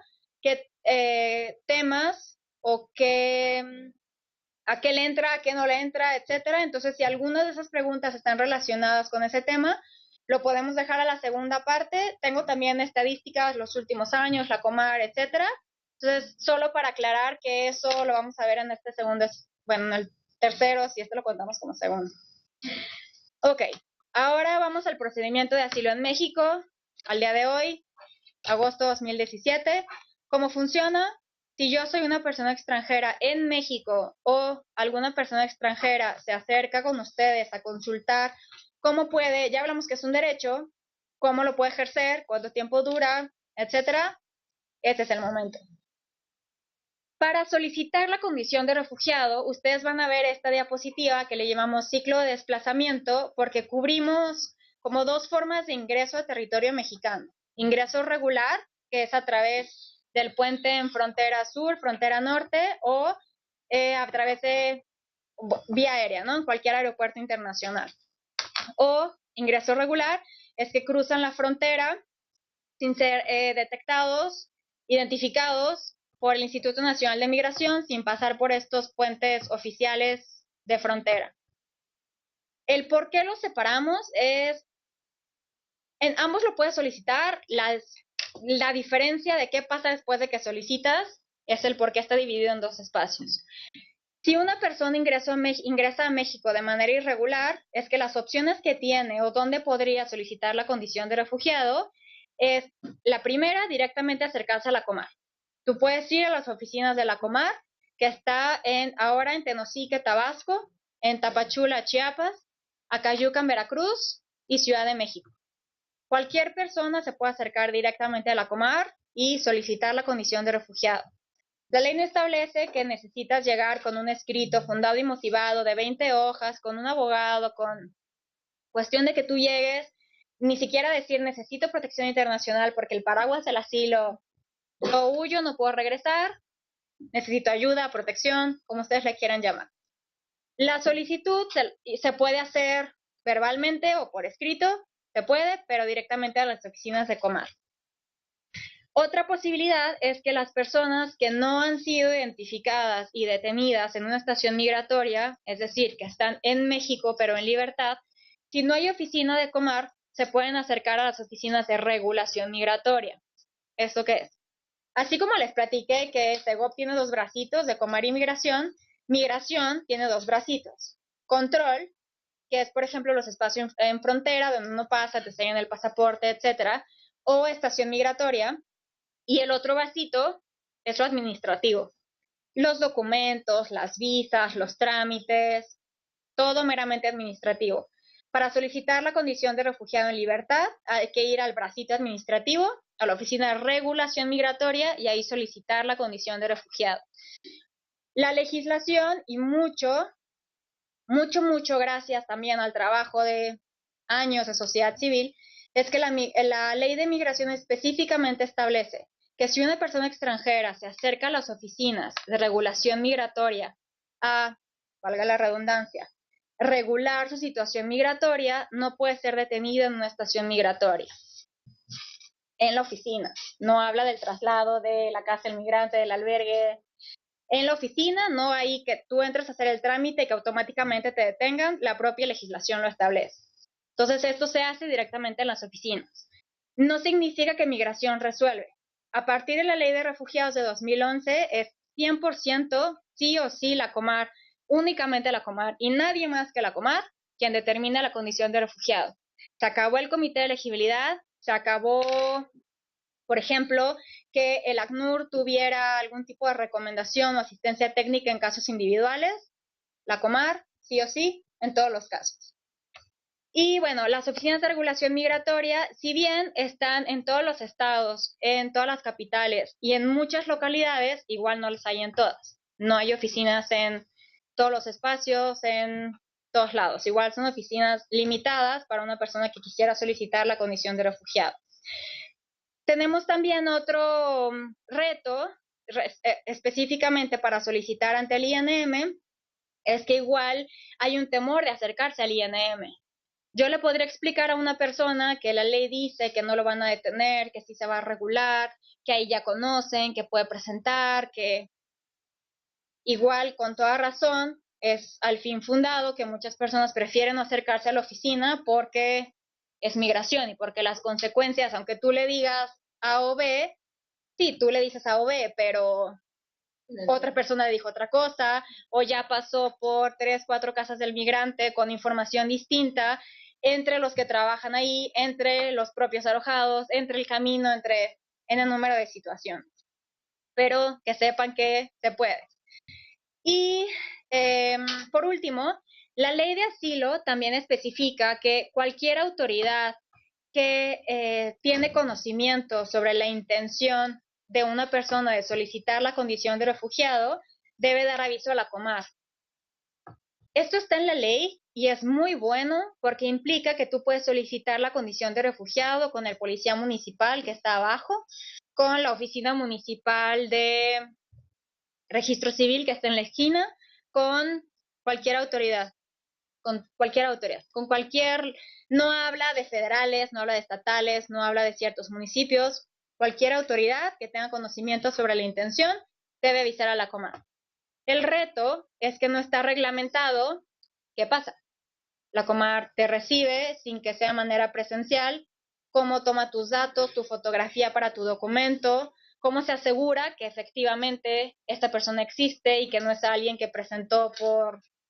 Entonces no está reglamentado. Lo que pasa es que la autoridad, si es que sabe que la persona tiene este derecho y que sabe además que la tiene que recibir, manda la solicitud a la Comar y la Comar le previene, lo que significa que la Comar le contesta diciendo ya lo recibí, listo, bienvenida, solo tienes 3 días o 5 días para que Juanito Pérez, Claudia Cebes, quien sea, vengas a mis oficinas o vengas a migración y ahí ya llenes todo por escrito. Entonces, este vacío, este espacio puede llevar a que igual no todas las autoridades saben, primero, que es un derecho humano de cualquier extranjero en México, y segundo, de esta obligación de recibir estas solicitudes si tienen conocimiento sobre la intención de una persona y que la tienen que canalizar a la Comar. El reto ahí es que si alguna persona se acerca a una autoridad y si esta autoridad supiera del derecho, lo más probable es que le va a decir, sí, claro que sí, usted vaya a la Comar, está en tal dirección, o sí, acérquese a migración, o sí, vaya, hay una casa del migrante a 3 cuadras, ahí seguro le ayudan. Entonces, esto termina siendo un espacio donde muchas veces no es realmente un lugar donde se puede solicitar, pero estas son las opciones. Ahora, ¿qué pasa cuando un extranjero ingresa de manera regular a México? Cruza el puente o llega a un aeropuerto. Algunos de ustedes o algunas han viajado y llegan al extranjero y llegas a México, primero pasas por migración y después aduana, siempre. Te bajas del avión, pasas a un pasillo que a veces puede ser interminable y después es migración, separan entre mexicanos y extranjeros o entre nacionales y extranjeros en casi todos los países y en ese momento es el que migración o tú dirías, yo quiero solicitar la condición de refugiado, yo tengo miedo de volver, llámenle como quieran. Yo necesito protección internacional, no puedo regresar, refugiado, huyo, etc. Sí se puede. La legislación de asilo y la legislación de migración establecen que migración tiene la facultad de identificar, no solo de recibir solicitudes, de identificar la protección como refugiado, recibir tu solicitud y canalizarla a la Comar. Eso sí está en la ley y eso sí está reglamentado porque le da tiempos incluso. El reglamento te habla de, la ley te dice que de manera inmediata, el reglamento te habla de 72 horas. A partir de que un oficial de migración recibe una solicitud de asilo, tiene 72 horas para mandársela a la Comar y la Comar entonces ya no te previene, ya no te dice eres, no eres, quién eres, existes, no existes. La Comar recibe la solicitud porque migración no solo recibe tu solicitud, sino que le ayuda a la Comar porque ya te toma la foto, te toma las generales, te toma la información, ya se la manda a la Comar y la Comar ya envía tu constancia de trámite, tu constancia como solicitante. Lo que pasa cuando una persona solicita directamente en frontera, solicita con un punto de internación, en un punto de internación, es que si le reciben la solicitud, lo que pasa es que lo llevan a la estación migratoria y ahí es donde continúa con su procedimiento. Se los comento ahí, está como ciclo de desplazamiento, pero era justo como para estas dos vertientes de ingreso a territorio mexicano, porque acuérdense que no se puede solicitar la protección como refugiado si no estás físicamente en territorio nacional. Ok, ahora ya el procedimiento.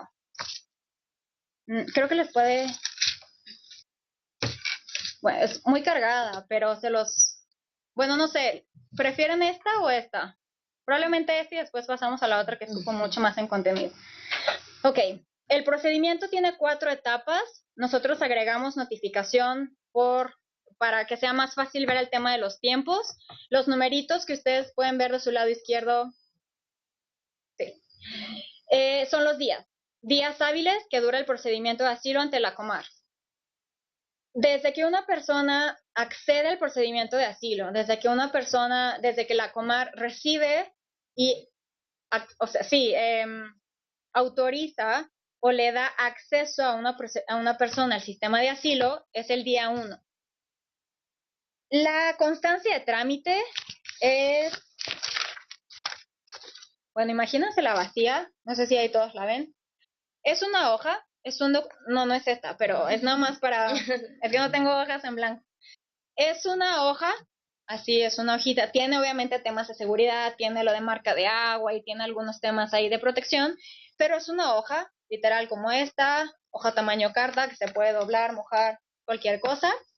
Tiene la fotografía de todas las personas incluidas en el grupo familiar con quienes solicitaron.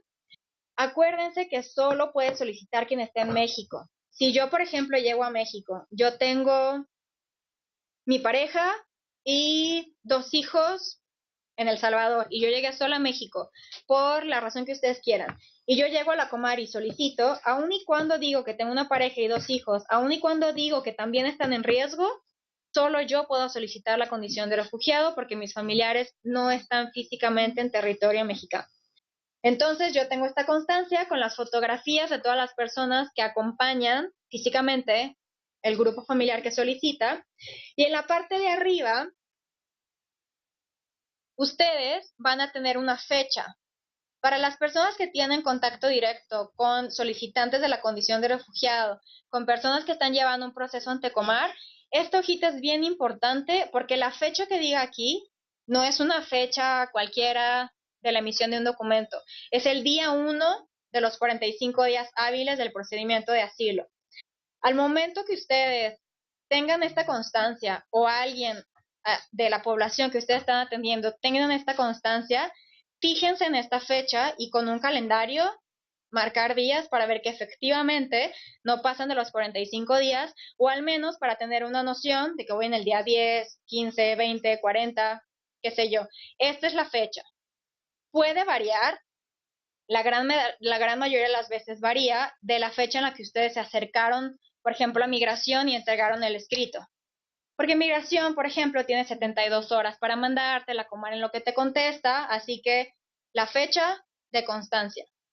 En la constancia, en el primer párrafo, ustedes van a ver las generales de las fotitos. Nombre completo, fecha de nacimiento, nacionalidad y relación familiar. Claudia Cebes, con fecha de nacimiento 18 de septiembre del 87, salvadoreña, quien viaja acompañada de su pareja tal, fecha de nacimiento tal, y de su hija tal, o de su primo tal, toda la información. Después hay una nota, que lo vamos a ver posteriormente, donde la persona no puede, se le informa que no puede salir de la entidad federativa donde solicitó esta protección.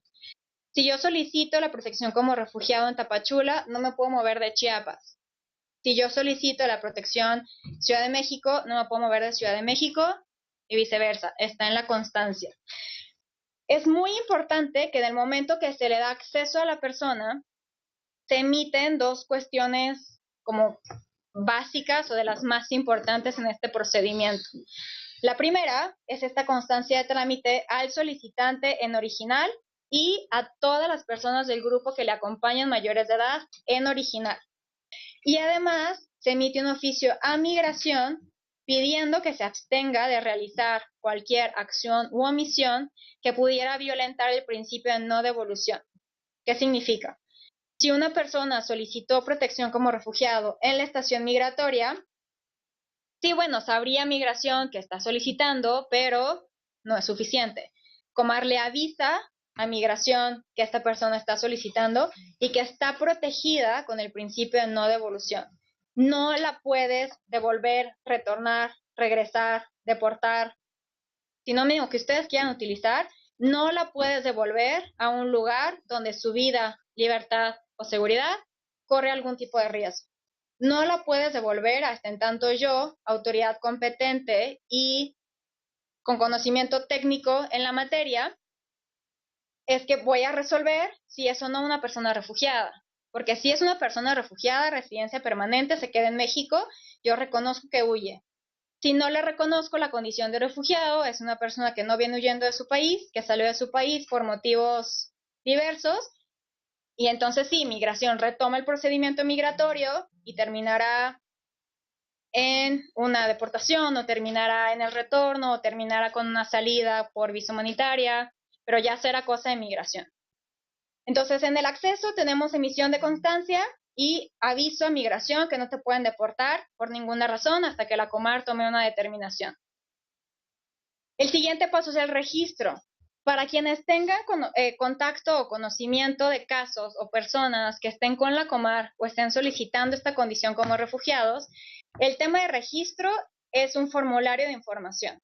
Es un formulario que las personas tienen que llenar donde es bastante largo y se les pregunta desde sus generales hasta si han estado en algún tercer país, si han solicitado la condición de refugiado en otro lugar, a qué familiares o personas de confianza deja en país de origen, datos de contacto, relación familiar, etcétera. Se les pregunta también muy general, por qué salió, se le pregunta qué pasa si vuelve. Mucha información en el formulario que justo es la que se utiliza para el tercer momento, que es una entrevista. ¿Se acuerdan que hablábamos del comité de elegibilidad, cierto? Como el nombre lo dice, el comité de elegibilidad es para elegibilidad de la condición de refugiado. La entrevista se llama entrevista de elegibilidad. ¿Cumples o no con las características de la Convención del 51 de la Declaración de Cartagena? ¿Se cumplen o no los elementos? Primero, ¿eres extranjero? ¿Sí? ¿Estás en territorio mexicano? ¿Sí? Que eres extranjero es porque tienes que estar fuera de tu país de nacionalidad o país de residencia. Un mexicano no puede solicitar la condición de refugiado en México. ¿Por qué no podría? Porque está en su país. Porque está recibiendo protección nacional. La Comar no brinda protección nacional. La Comar brinda protección internacional a extranjeros. Requisito 1, ¿eres extranjero? Sí. ¿Estás fuera de tu país de nacionalidad o residencia habitual? Sí. ¿Tienes un temor fundado de persecución? Es decir, tú de manera subjetiva tienes un miedo, tú sientes que te persiguen, tú tienes un temor, ¿sí? Temor objetivo. ¿Qué está pasando en tu país? ¿Cuál es tu perfil? ¿Cuál es el contexto? Si es una persona de El Salvador, ¿qué está pasando en El Salvador? ¿Qué noticias hay? El ACNUR ha emitido un documento que dice, hay directrices de El Salvador, tú me dices que es un adolescente que intentaban reclutar la pandilla 18. ¿Hay pandilla 18 en El Salvador? ¿Cómo funciona? ¿Recluta o no recluta? Si sí, ¿cuáles son las edades? Si sí, si tiene un perfil en particular. Toda la información, el testimonio que tú me diste en la entrevista, sí, yo tengo que igual corroborar que es el contexto en el que se vive en tu país. Y entonces yo acredito un temor fundado de persecución, un tema subjetivo y un tema objetivo con información de tu país. Listo. Y por último, protección estatal. La protección internacional sí o sí choca con una protección nacional. El ejemplo que dábamos ahorita. Un mexicano no puede solicitar la condición de refugiado en México porque es protección nacional. Al momento que una persona cruza una frontera internacional y es refugiado, la Comar una de las cosas que va a preguntarse o va a investigar es si tú tenías acceso o si era viable que te acercaras a la protección nacional en tu país. Por ejemplo, fuiste víctima de extorsión por la MS. Ok. ¿Te acercaste a la policía? Sí, no. Ok, sí, ¿qué pasó? ¿Pasó esto, lo otro? No pasó nada. Ok, ¿te acercaste a la policía? No. ¿Por qué no?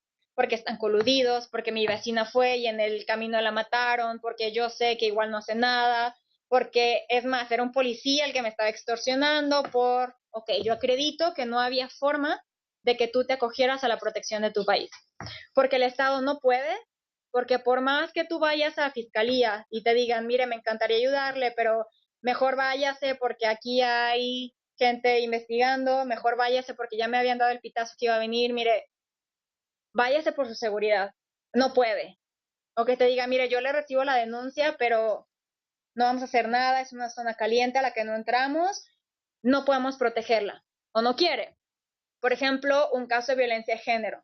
Yo me acerco a fiscalía y digo, vengo huyendo porque, no sé, tengo 1 año, 6 meses, 10 años, no sé, que mi pareja me amenaza, me golpea a mis hijos, etcétera. Llego a fiscalía y me dicen, no, señora, pero pues está casada.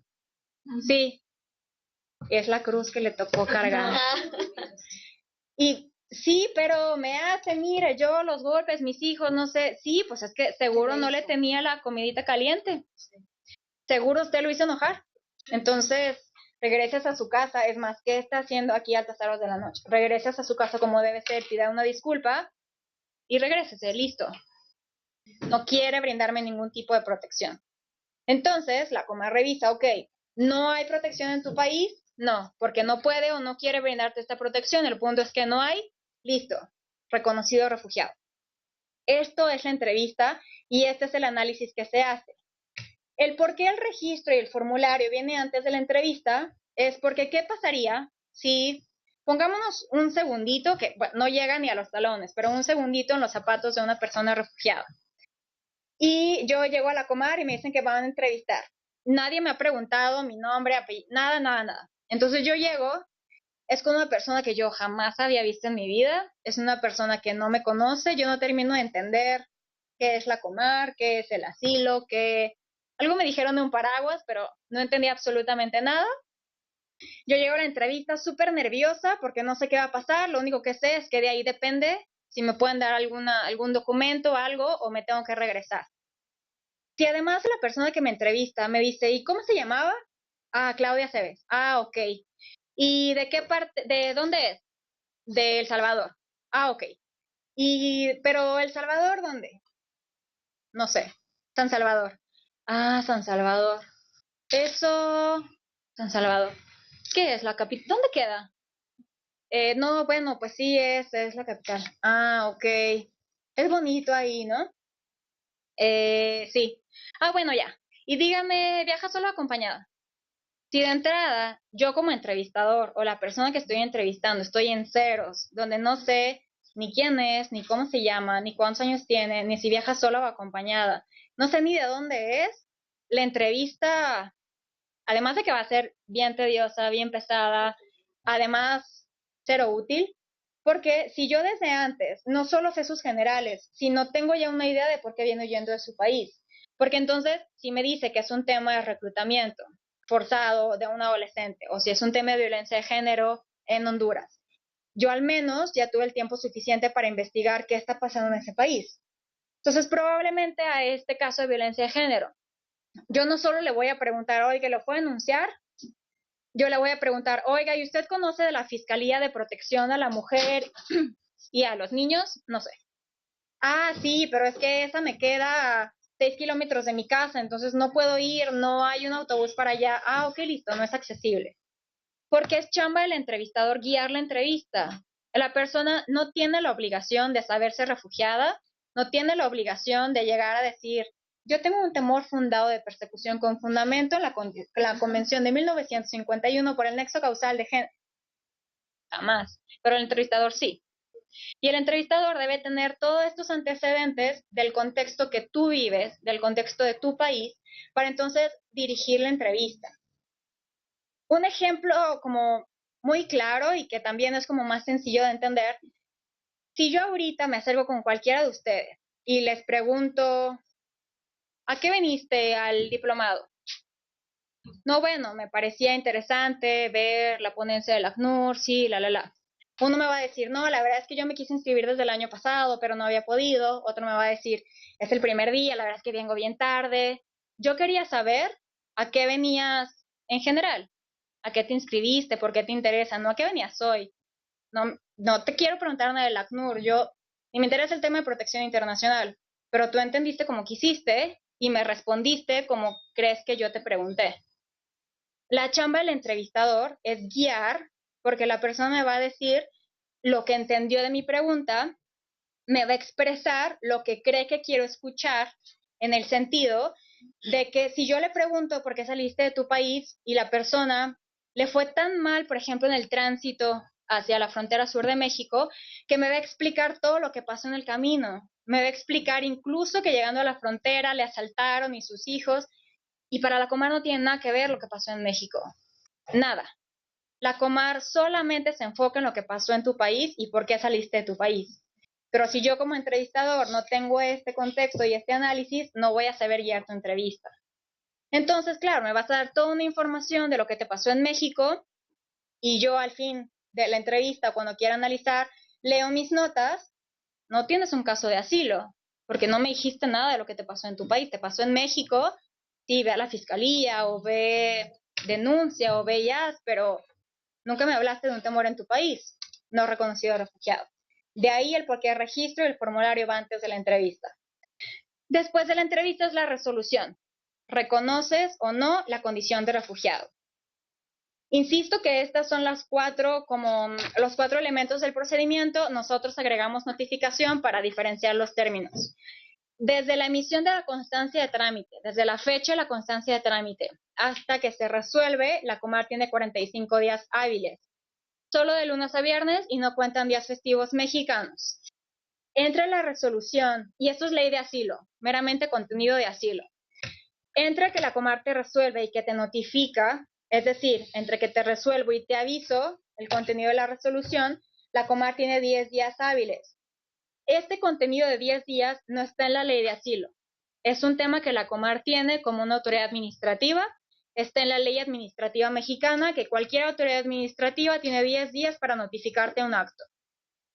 Si nosotros sumamos, el procedimiento en realidad puede durar hasta 55 días hábiles. 45 para resolver y 10 para notificar. 10 días hábiles parecieran no tanto, pero son al menos 2 semanas, si es que no es el 16 de septiembre, sino Semana Santa. Entonces, de poco a poco tenemos un procedimiento de 55 días hábiles. La notificación, la resolución de Comar puede ir en 3 sentidos. Te reconoce la condición de refugiado. Efectivamente, reconozco que tú eres una persona que huye de su país por alguno de los motivos de nacionalidad, género, opinión política, etcétera. Te reconozco la protección internacional. No te reconozco la protección internacional porque no me acreditaste o que eras extranjero en México, porque no se acredita la historia que tú me diste, tu testimonio, nada tiene que ver con la información de tu país de origen, entonces yo no puedo acreditar que efectivamente es lo que se vive en tu país, o si tenías protección en tu país, solo no la quisiste recibir, o nunca te acercaste, nunca se te ocurrió, o no se acreditan los elementos, no te reconozco la protección internacional. Puede ser 4. El no reconoce la protección internacional también está relacionada con un tema de exclusión. Cuando a una persona se le excluye de esta protección internacional, ¿qué significa?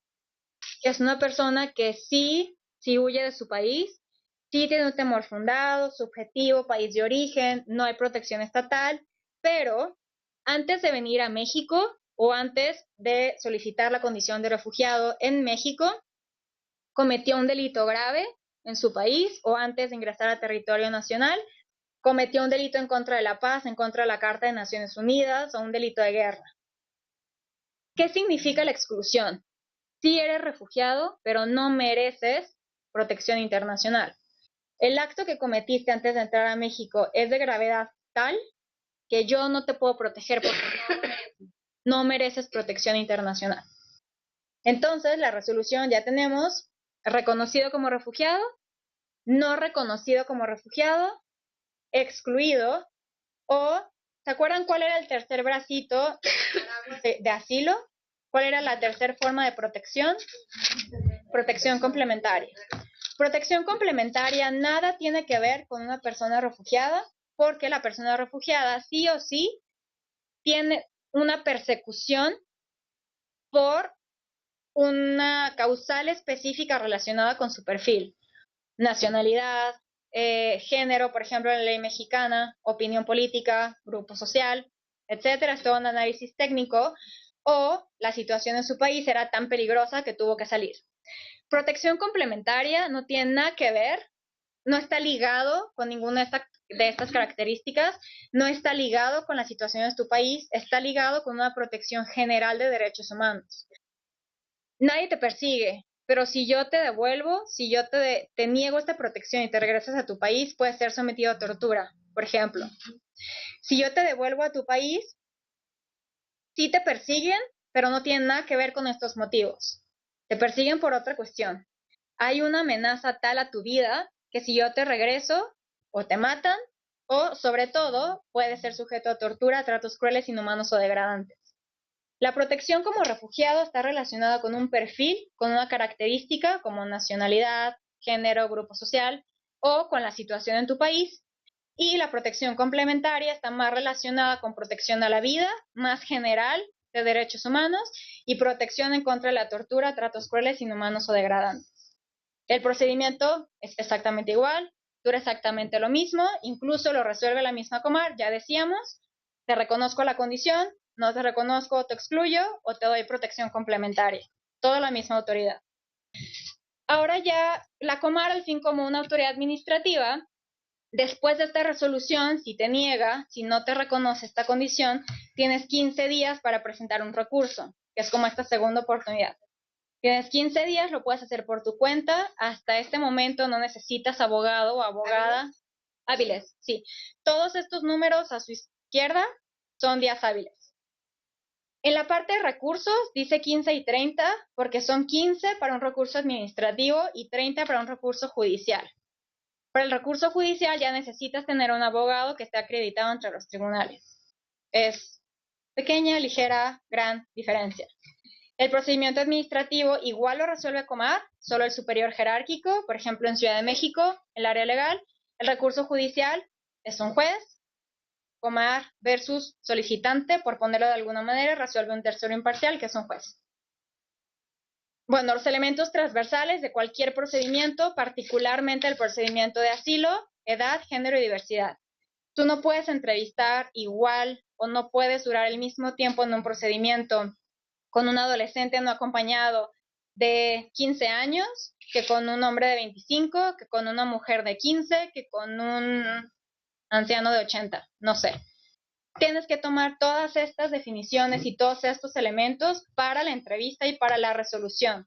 Porque tampoco, por ejemplo, el nivel de persecución no lo vive igual un niño que un adulto.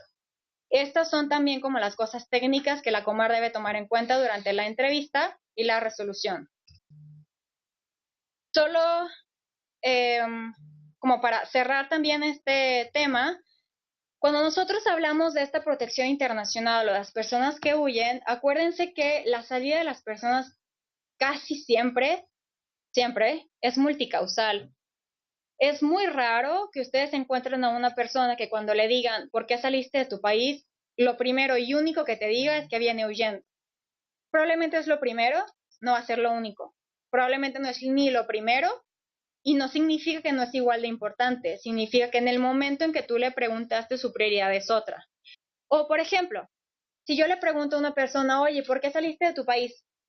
No, es que yo necesito encontrar chamba, yo necesito trabajar, porque tengo que mantenerme a mí, tengo que mantener a mis hijos, ya no tenemos dinero, necesito encontrar una buena chamba.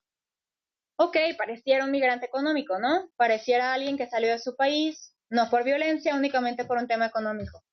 Pero ¿qué pasa si yo empiezo a hurgar un poquito más y preguntarle, ok, pero ¿no tenías trabajo en tu país? No, claro, yo tenía una tiendita, pero ya tenía meses que la Mara me estaba extorsionando. La primera vez que se me acercaron me pidieron $50, después $100 a la semana, fue 150, yo ya no la pude pagar. Y les dije que no lo podía pagar, les quise vender los contenidos, no me dejaron y me amenazaron, que si la siguiente semana no les tenía $200, me mataban a mí y a mi familia. Entonces yo me fui. Ah, son refugiados. Pero claro, en el momento que yo le pregunté, su prioridad era tener techo y comida. No era que yo le contara del procedimiento de asilo, la Comares. Entonces, en este contexto estamos hablando de salidas multicausales y el tema de violencia o persecución no tiene que ser la única ni tiene que ser la más importante para que hablemos de refugiados. Puede ser la primera, la 5, la 10, cualquiera que sea, siempre que esté en la respuesta o en el contexto, estamos frente a una persona refugiada. Importante también es que la única autoridad competente para resolver estos casos es la Comar. Y hago esta aclaración no relacionado con migración o con Cancillería, relacionado con todos nosotros y todas nosotras. El por qué hacer la aclaración es porque muchas veces nosotros o nosotras mismas en una entrevista podemos viciar el resultado. Si esta persona me dice que sí salió de su país, pero quiere ir a Estados Unidos, yo digo, no es refugiado, porque pues ya vi que el procedimiento dura 55 días hábiles, de aquí a que solicita y se queda, y mejor no le digo, mejor que siga su camino, mejor que espere, mejor que duerma unos días y siga su camino. Yo, de manera indirecta, le estoy negando el acceso a un derecho. Yo no soy quien para determinar si es o no una persona refugiada, solo lo hace la Comar, ni el ACNUR. Porque es un análisis técnico, es un análisis de mucho contenido que requiere entrevistas profundas, guiadas por un experto para hacer esta determinación. O que yo estoy en una entrevista y me dice, yo es que era miembro activo de la Mara o soy miembro activo de la Mara, no sé. Y bueno, pues yo extorsionaba y hacía, pero ya me quise salir, entonces ya me están buscando y estoy en México para recibir esta protección. No, es excluible. A mí me dijeron que la exclusión era por delito grave, entonces la extorsión es un delito grave. No le voy a decir. Es un delincuente, es un marero, no le voy a decir. O al contrario, le digo, pero le digo que no es refugiado, que lo van a excluir. No nos toca a nosotros, le toca a la Comar. Es posible, y no porque la Comar lo va a reconocer o no por lo que hizo, es posible que la entrevista igual venga viciada.